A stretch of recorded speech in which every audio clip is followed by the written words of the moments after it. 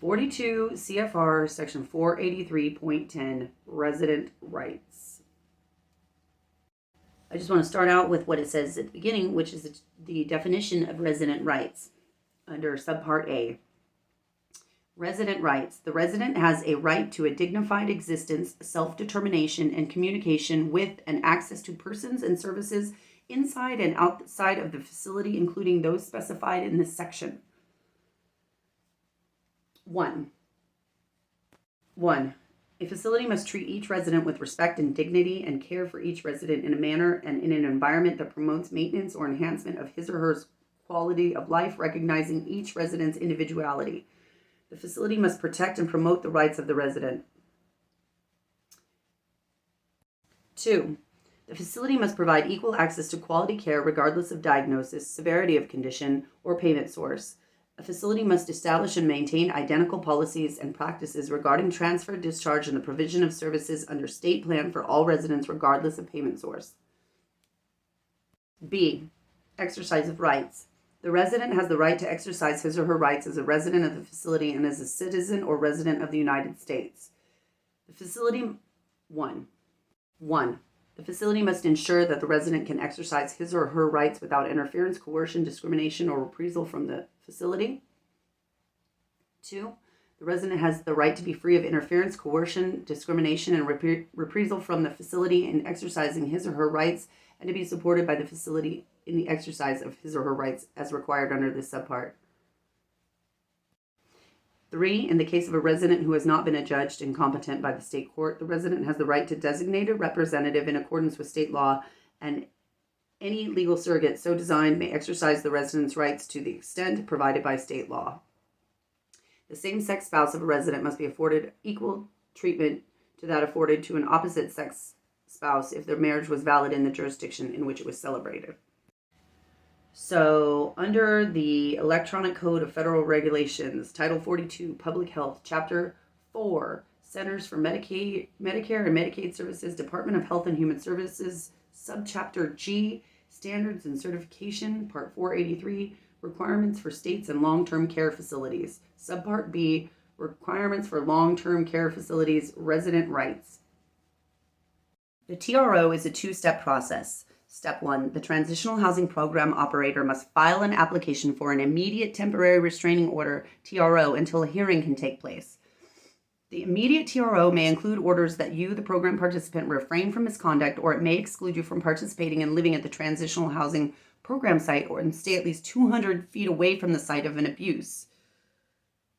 From the site of abuse, I guess where the abusive act was committed or the alleged abusive act was committed. Bear in mind that the burden of proof falls upon the housing provider, not you. You are not required to prove that you were guilty. I just noticed this light makes my eyes look very glassy. 2, there's a hearing on permanent injunction, usually within 5 days of the program operator. 2, there is a hearing on permanent injunction, usually within 5 days of the program operator filing the TRO. For the judge to issue a permanent injunction or a permanent restraining order at the hearing, there must be clear and convincing evidence of a program misconduct or abuse by the participant. Now, we're going to pause and we're going to look into what is the definition of clear and convincing. What are the different levels of proof that are required by law? So there are 3 types of evidence here in California that they use in civil court. Clear and convincing evidence is a higher burden than preponderance of the evidence, the standard used in most civil cases, but not as high as beyond a reasonable doubt, the burden placed on the prosecution in criminal cases. So basically, it just depends on who is present at the hearing. When we're talking about clear and convincing, it has to be so probable that it leaves no substantial doubt in the jury's mind or the juror. Under the clear and convincing standard, the evidence must be so clear as to leave no substantial doubt and sufficiently strong to command the unhesitating assent of every reasonable mind. how are we going to wrap this up into these issues that we're having, right? I mean, how are we going to get anywhere with this information? Well, it's just important to know that they have to have this evidence so that you don't get scared if you are facing this. So what I'm imploring of you is to, if you are in a housing program right now, you fought tooth and nail to get in there. So definitely do not just walk out.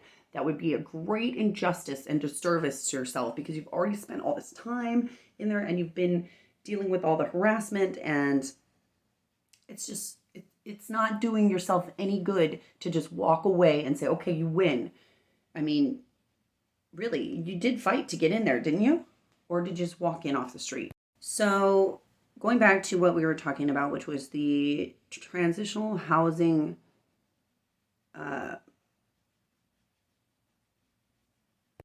what we were talking about was the Transitional Housing Misconduct Participant Agreement. We talked about abuse.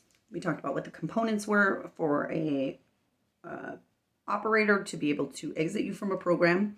They have to have clear and convincing evidence. If they have not given you this recourse, you need to seek legal action, because oftentimes it just takes a letter from an attorney to end the bad behavior.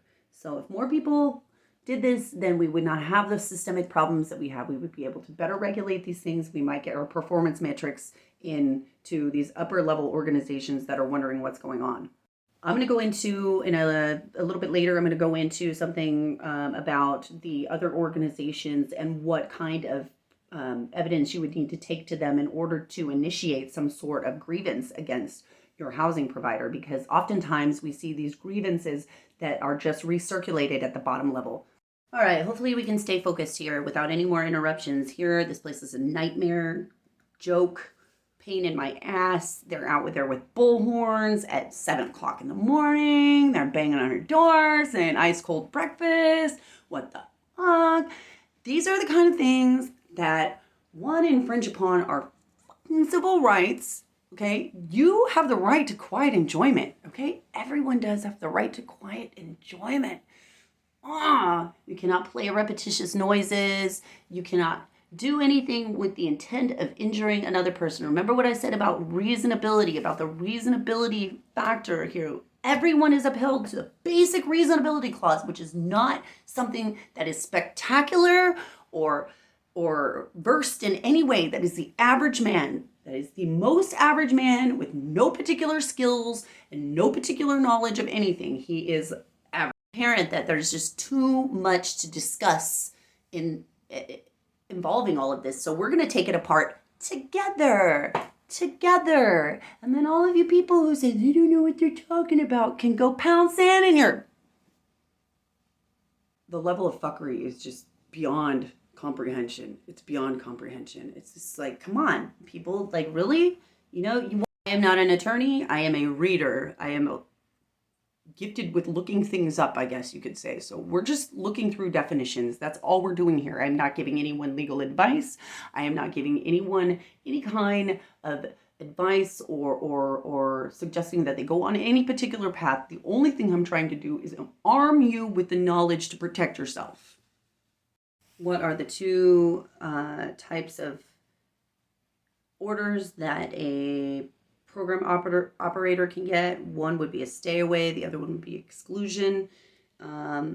These types of orders are defined below. An exclusion order says you are not allowed to participate or live at the program site. A stay away order says that you cannot be within 200 feet of the transitional housing program site or other program sites that it runs. A transitional housing program operator may only ask for exclusion and stay away orders for abuse and not program misconduct, defined above on page 437. These orders can last up to 1 year after the hearing, and the operator can ask the court to renew the restraining order after that. The operator must ask for an extension of the exclusion or stay away order at least 3 months before the original one expires.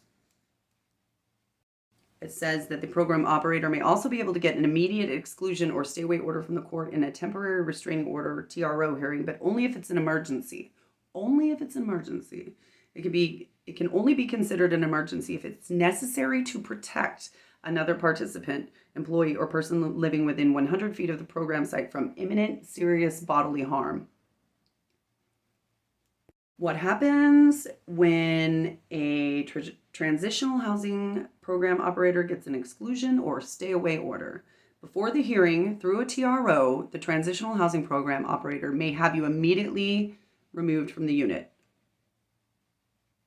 That's through a temporary restraining order. Only if they get a temporary restraining order, which they have to show.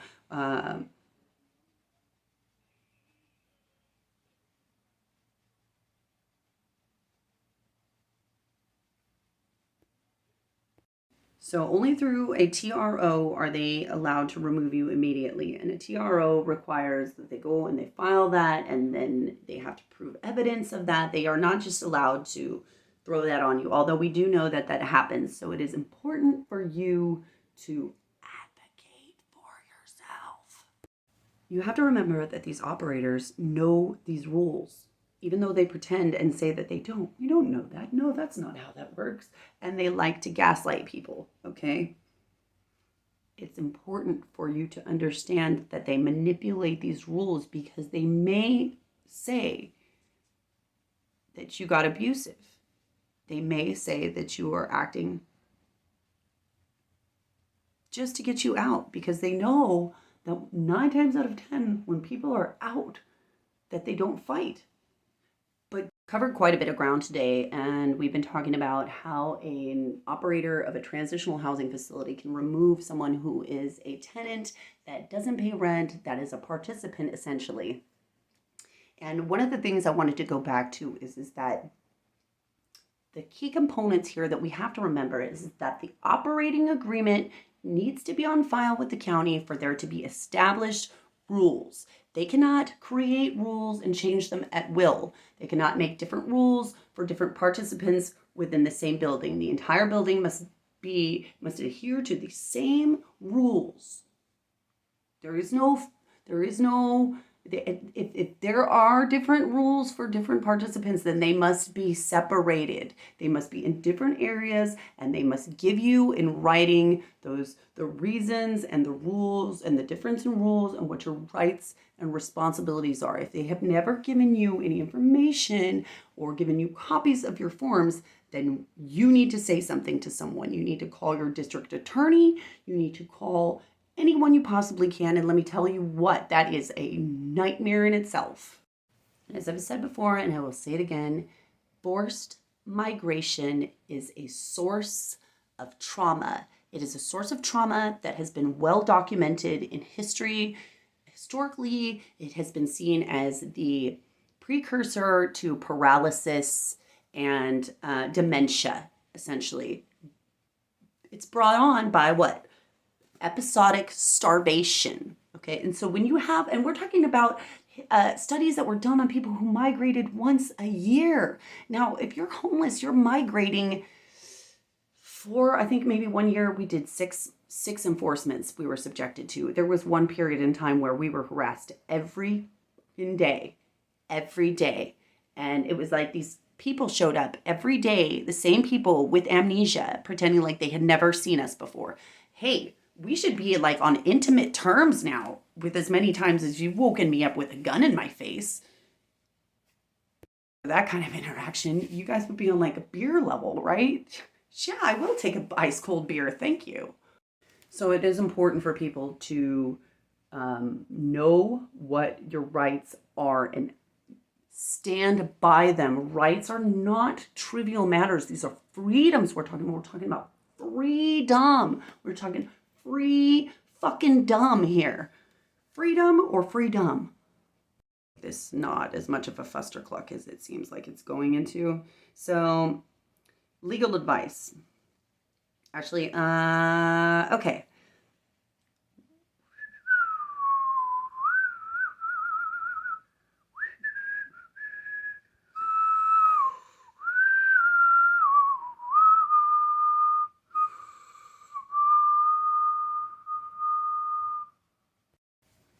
It says that what could happen if the transitional housing program operator does not get an exclusion or stay away order.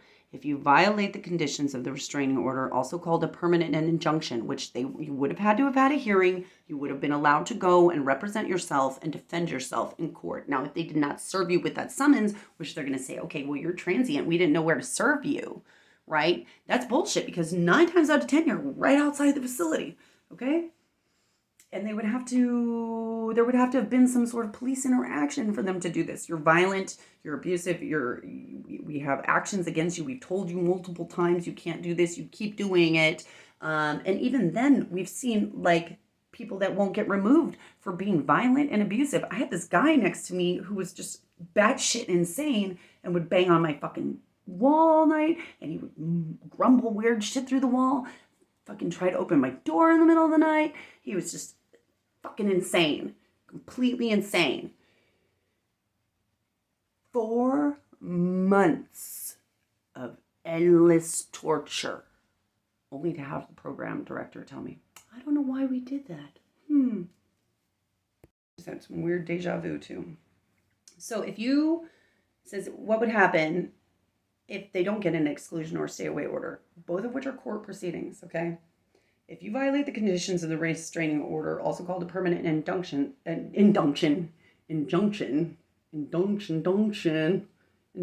transitional housing program operator may serve you with a 3-day notice to quit, meaning you have 3 days to get you and your belongings out of the transitional housing program.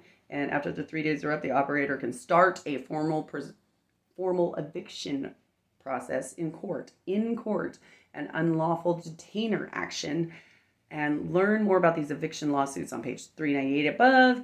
A contempt action in court, along with a request called a petition to modify the exiting restraining order to include an exclusion order. Even if the original action was based only on program misconduct. Even if the original action was only based on program misconduct. Now, this is tricky. Finally, if you willfully disobey, that's in quotation marks, meaning that's hypothetical. Willfully disobey the court's restraining order, you can be charged and possibly convicted of a criminal misdemeanor. Below, we have copied the instructions from the California courts for someone who is participating in a transitional housing program covered by the THPMA and who receives restraining order papers. So you have to receive them, okay? They got to get them to you. So that's why they don't do it, because they're like, well, we can't find this homeless person. And the judge's going to go, okay, let's continue. You know what? But you could appeal that shit all day long. And I would do it. I'd say, you know what? I'm going to waste $1 billion, million, gazillion, $billion on this. We will freaking appeal till the cows come home. I swear. Find me guilty by a trial of my peers. Find me guilty by a jury of my peers, motherfuckers. So they have to, this is what we need some clarity on. So if you happen to be watching this and you are somebody who is a lawyer, or you work in some sort of like legislative branch of this, or you have some policy, you have some familiarity with the policy, drafting this policy, then please give us some clarity on this. How would a program operator go about serving someone with a TRO if they are homeless? I'm going to ask anybody who's watching this that happens to not be homeless, or maybe they're a homeless attorney or something like that, and you have some familiarity with this branch of the law, or you're in some sort of legislative department somewhere and you have access to these answers. Please give us some clarity on this. I would like to know, when a participant is removed from a location and they are served with this order, this order is instantaneous? Because my knowledge is that cops no longer carry the forms. They don't do the restraining orders unless somebody has been violently injured and it is imminent, that requires proof, requires arrest. Okay? We're not just talking about a verbal battle. We're talking about something that warrants being kicked out of your home and back out onto the streets and being subjected to even more violence. Okay? Because this is often a byproduct of experienced violence. People who experience hatred and violence tend to have very short fuses. So if you are a participant, this is for you. Calm the fuck down, take a deep breath, walk around the block, whatever you're gonna do before you fucking do anything, okay? Don't do stupid shit. I'm guilty of this too. I am a hothead. I generally tend to get very upset and very loud. I'm a very loud person. So, oftentimes people think that I'm yelling at them when it's my normal voice. Shit. This is my happy face. This is my sad face. This is my angry face. It's all the same face. But it's easy for people to take a situational kind of, compound situational stress into something and manipulate it and transmogrify it into something that it's not anymore. Like, oh my God, are you being abusive? You hit me.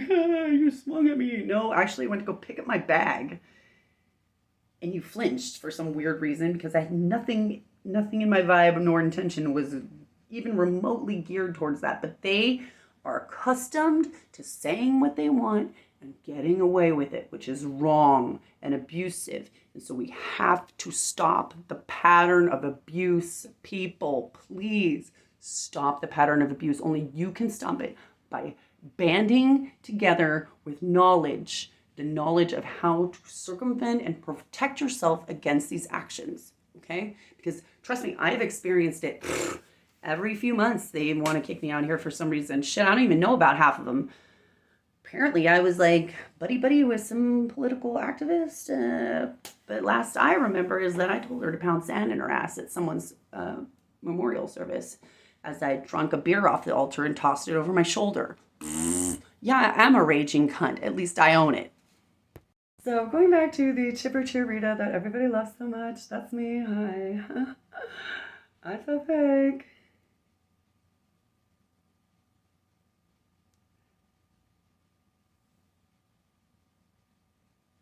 I promise that I won't go on any more rants today, okay? I promise I will stop ranting. Now that it's past the time period where you can get anything done, of course they won't be knocking on our doors every 30 minutes. PM, time to start thinking about going home, kids. So, if you are served with an order to show cause and a temporary restraining order, OSC or TRO, and a petition, you should seek legal advice right away. Don't call me. I'm not a lawyer. I am not a lawyer. I am just here reading definitions to you because the OSC or TRO, which is the order to show cause, and the temporary restraining order should list the name, address, and phone number of the legal services office in the county where the petition is filed. You may be able to get legal services by contacting this office. If you do not have an attorney, of course, why would you just have an attorney on call if you're homeless? What? You do not have an attorney? What? Figure that one out. You can also call the attorney's referral service of your local bar association help, which you're going to go click.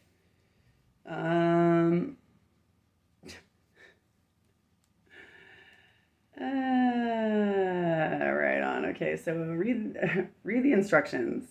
Whether or not you choose to talk to an attorney, you should read all of these instructions and other papers you have received. Obey the order.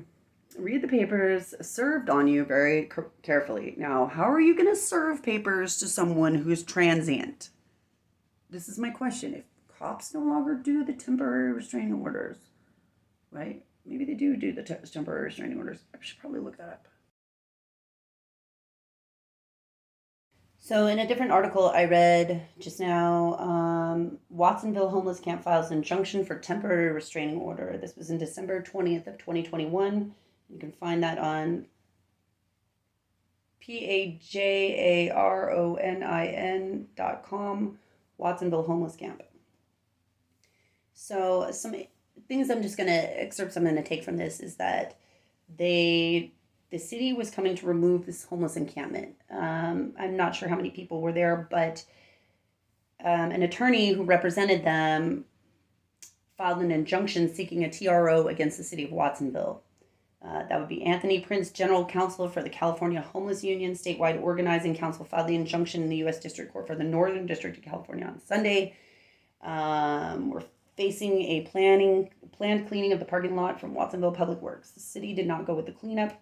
Watsonville Police Department officers instead posted a notice at the camp that the 25 people staying there had to vacate by Wednesday at 8:30. Officers and other city employees also offered vouchers for a local hotel and tried to connect them with service providers. But the people at the camp chose not to accept the vouchers because, among other things, they were only good for a 2-night stay at the hotel and would not accommodate people without identification. Well, that's crap. That's some fucking shit to offer. Here you go. I know. It's not really much, but whatever. Yeah, so whatever. $2.5 billion to house COVID people, homeless people, whatever. Shit, I know that money hit the streets, man. What the hell are you talking about, dude? We ain't got no money. Here's your 2-day vouchers. Fuck you. So, Prince says he's asked city officials to grant a 14-day moratorium so that they continue to work with Monterey County to relocate his clients to shelter, to get hotel vouchers, work out a plan to move these people into hotels. The judge, in a case status hearing on December 16th, ordered the Homeless Union in Monterey County to continue working towards housing the homeless people with hotel vouchers. So,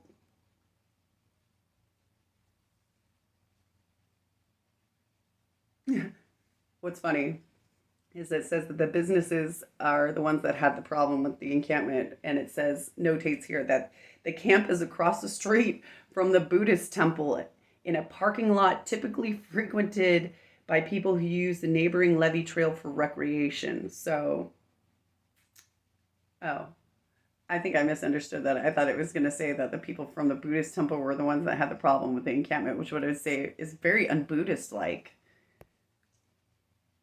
My bad, because I read that wrong. But it's people, I guess, that use the trail that have a problem with it. Or probably both. Who knows? Who even, I mean, like, this is what I'm talking about, armchair warrior shit. Yeah, I'm a Buddhist, yeah. On whatever day of the week that they made, yeah, I am. I'm also, like, whatever the heck I need to be in order to. Forced migration, we all know, is a severe form of trauma. It's a very traumatizing thing to have to experience, especially when you're doing this. Boom, you guys got to move right now. And you're already feeling like, however you're feeling that day, you may not be having a good day. You may not want to be out there with, whatever's going on with yourself. And this is what I beg people to please have some compassion for people and understand. Put yourself in your worst day ever. Put yourself back in the worst day you've ever had to date. Like your fucking dog got hit that morning, and that was right after your boyfriend broke up with you, or your girlfriend told you that she was cheating on you, or whatever the fuck it was. That, you saw your grandma get stabbed while she was waiting in line at the Walgreens for her medication, and they stabbed the little dog too, or whatever, or something like that. Just the worst day you ever had, man. Everybody pulled your pants down in front of your class, and they were jeering at you and laughing at you with their fingers pointed at you, that kind of day, and then compounded by every other person in the world not having any kind of empathy or sympathy for your plight, and just shrugging it off as like, oh, well, dirty transient. I mean, I was involved. I was there present. I was living in an encampment that was enforced against in April of 2018, I think. Anyway, the article was written by Emily Alpert Reyes from the Los Angeles Times. That was on the cover. Just so you know, Donna, the woman shown in the picture of that cover of the LA Times, has subsequently died from multiple strokes. I'm going to guess that it had a lot to do with heat exhaustion and sorrow. This woman would wake up every day and cry for the first 30 minutes, sob for 30 minutes every day. It's what happens when everything in your life gets swallowed up by darkness, like all of your hopes and, everything that you once, like, held, okay, I can keep going as long as there's an end in sight, right? As soon as that mirage vanishes completely from the horizon, you have people that are marked by, that's when people lose their minds. I mean, what is the point? What's the point anymore? Just detach and fly away. That's how people feel. I'm just going to detach. I mean, my program here has told me many times that I am bully and I am abusive. So, and I'm like, I don't understand how that could be when you guys are the wardens to the prison. You guys are the prison wardens. So how can I be abusive when you're the ones beating up everyone every day? Oh, well, there's no physical bruises, man, so it's not really abuse. I'm going to post in the description the links to the documents here in case you're experiencing this at your housing provider. And I'm sorry that we didn't get into the different kinds of, the different types of entries that are allowed onto the property. But like I said, it can only do 15 minutes at a time. So I'm going to try to get to that either later on today or tomorrow. I guess I'm going to be shooting videos about this for the rest of my life. So if you happen to be somebody who is not experiencing homelessness, and you're just happen to be watching this because you find it interesting or you think that I'm comical or something like that, or I got a booger hanging out of my nose, then kudos to you for not putting that in the comment section. And if you have some money burning a hole in your pocket, please consider donating to our cause. I got to clean out my inbox. I think 55,000 unread messages. And most of them were from Quantic, I think.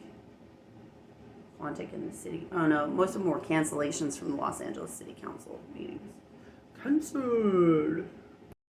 Most of them were cancellations from the LA City Council committee that, I got too many notifications signed up there and didn't really care about. So.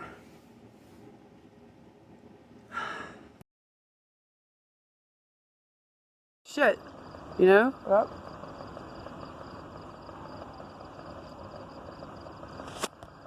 If they're not gonna put this shit out, you know what I'm saying? How far is it going down? It looks like it's reached our spot by now. No, I don't think so. I think it's past the tree. Aren't we past the tree? Yeah. We're past the tree, right? I believe so. So these are the ones that don't have water, or the trucks that don't have water or something? Is that what's up? Trucks that don't carry water? Because I'll just go get a fire hose from the front and pull it around the back, you know? Has it reached our spot? I'm going to go find out here. I'm going to leave this right here. Good. As it's my pride and joy. What the fuck is going on here? No?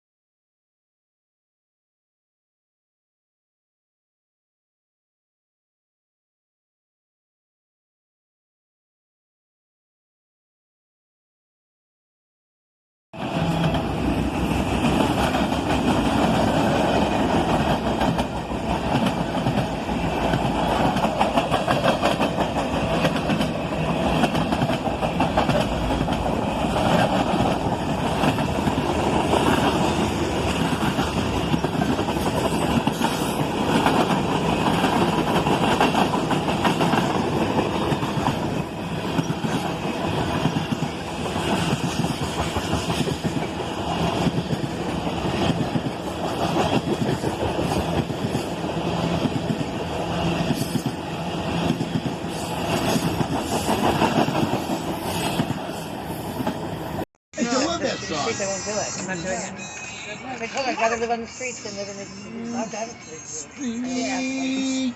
I'm not gonna be afraid walking straight from the bus. Spectrum. The guy's been And then Jill got a coffee all day. I'm sorry.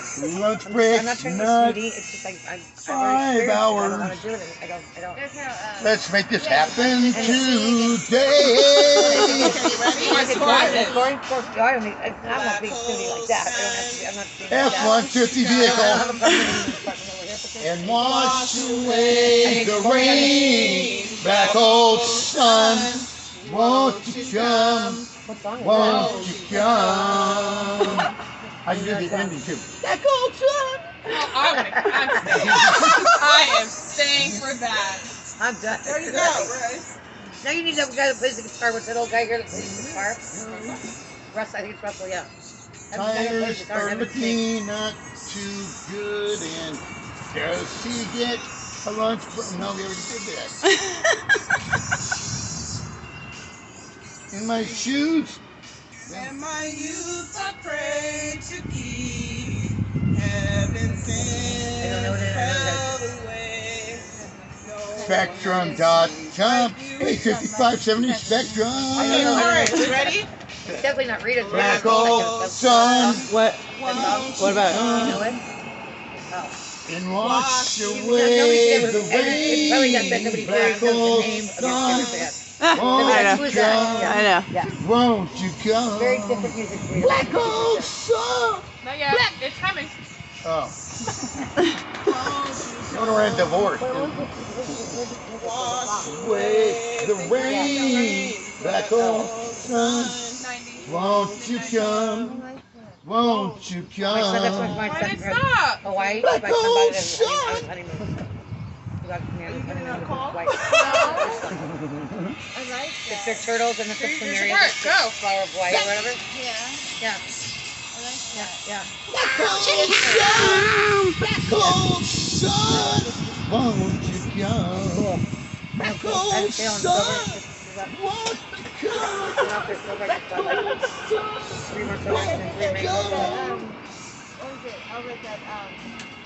Oh, thank you, Todd. I'm gonna make $1 million off you on YouTube. Yes.